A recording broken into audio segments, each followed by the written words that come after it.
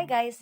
Today I'm going to share with you how I created this simple look for my client who has hooded eyes.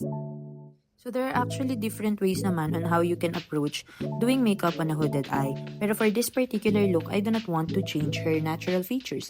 So I'm not gonna use any lid tapes to alter her eye shape. Instead, I'm just gonna use the usual eye makeup items that we have to enhance her eyes. So the first tip would be to assess how hooded the eye is. So what I like to do is to ask my client to look straight ahead, and then I can see how much skin is covering her lids.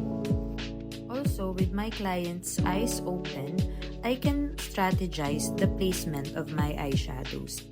So my next tip would be to do your eyeshadow first before doing the rest of your makeup. So here, I'm just applying skincare onto my client's skin. By doing this, I'm giving the skincare products time to soak up and take effect on her skin. Also, if ever there would be fallouts from the eyeshadow, I can easily clean up the mess.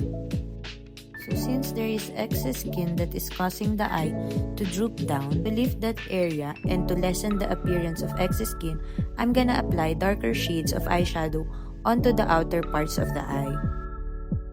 So what that does is it lessens the reflection of light onto that area. It's like the concept of contouring.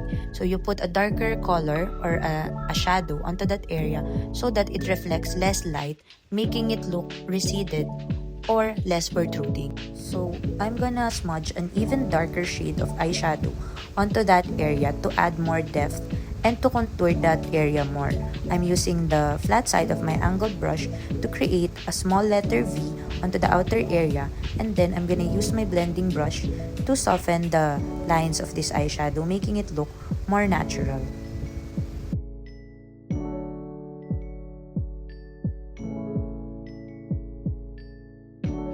So the next step would be to add a lighter shade of color onto that small lid space that can still be seen when my client has her eyes open. Another tip would be to use a smaller brush so that you can effectively target those small areas. I'm also using light shimmers so that I can highlight this area even more. The next step would be to line her eyes. So I'm just using a very thin angled brush so that I can line as close to her lash line as possible.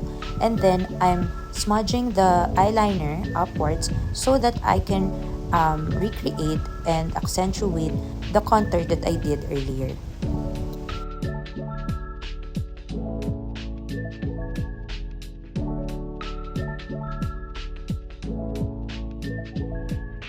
So the next step is to add more shimmer onto the center of the eyelid. So every time you use shimmers or highlights, what it does is it brings that area forward. So by applying it in this area, you create the illusion of a wider or a bigger lid space. Next, I'm going to use a thin pen eyeliner to define her eyes more. It is also important to use the right type of eyelashes for this eye shape. My client requested for a thicker set of eyelashes, but I decided on using more wispy lashes with a thicker base so that I do not cover that small lid space that she has. And then after lashes, I proceeded on doing the rest of her base makeup. So the next step would be to line the lower lash line. So for this step, I intentionally didn't connect the eyeliner on top of her eyes onto the lower lash line because I wanted to make her eyes look more open.